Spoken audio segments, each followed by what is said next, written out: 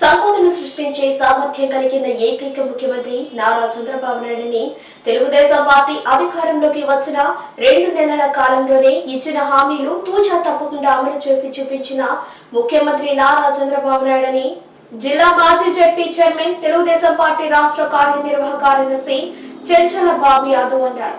బుధవారం సాయంత్రం చెంచురామయ్య నగర్ లో ఉన్న ఆయన స్వగృహంలో ఏర్పాటు చేసిన విలేకరుల సమావేశంలో ఆయన మాట్లాడుతూ మాజీ ముఖ్యమంత్రి జగన్మోహన్ రెడ్డి ఆంధ్ర రాష్ట్ర ఖజానాను దివాలా తీయించారని పిచ్చి పిచ్చి పనులతో రాష్ట్రం పూర్తిగా వెనుకబడేలా చేశారని అన్నారు.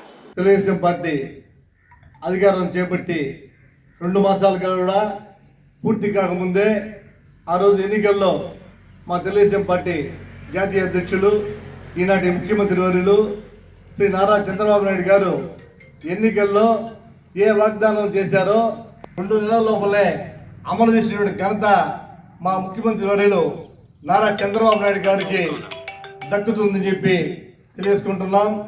2 రోజుల క్రితం జరిగినటువంటి సమావేశాల్లో మా ముఖ్యమంత్రి గారైనటువంటి నారా చంద్రబాబు నాయుడు గారు ఈ రాష్ట్రంలో పేద ప్రజలకు ప్రతి ఒక్కరికి పక్కా ఇల్లు నిర్మించాలనేటువంటి ఒక మహా ఉద్దేశంతో మహా సంకల్పంతో ఒక మంచి నిర్ణయాన్ని తీసుకున్నారు. 1.5 సెంటు కానీ ఈరోజు చంద్రబాబు నాయుడు గారు పట్టణాల్లో 2 సెంట్లను పేదవారికి పక్కా గృహాలు నిర్మించడానికి కేటాయిస్తూ అలాగే రూరల్లో 3 సెంట్లతో పేదవాళ్ళకి ఇల్లు నిర్మిస్తానని చెప్పడం పేదలకు వరం అని చెప్పి మేము తెలియజేసుకుంటున్నా.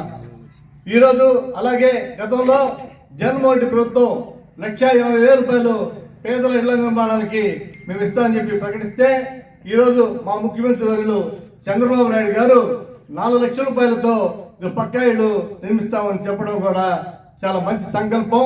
పేదలకు ఇది ఒక వరం అని చెప్పి కూడా నేను తెలియజేసుకుంటున్నా. ఈ పక్కా ఇళ్ళకి ఈ విధంగా పట్టణాల్లో 2 సెంట్లు రూరల్లో 3 సెంట్లు కేటాయించి 4 లక్షల రూపాయలతో దాదాపు 8 లక్షల పక్కా గృహాలు మంజూరు చేసేదానికి ఈరోజు రాష్ట్ర ప్రభుత్వం సిద్ధమైందంటే పేదలకు ఇది ఒక వరంగా మేము భావిస్తున్నాం. అలాగే ఉచిత ఇసుక పాలసీ తీసుకువచ్చి ఈరోజు ప్రతి పేదవాడికి కూడా ఇసుకను ఉచితంగా అందించి ఆ భవన నిర్మాణాలకి వాళ్ళ పేదల ఇల్లు కట్టుకోవాలనే సంకల్పానికి ఈరోజు రూపుదిద్దినటువంటి ముఖ్యమంత్రి పేదల పక్షపాతం చెప్పి కూడా మేము తెలియజేసుకుంటున్నాం.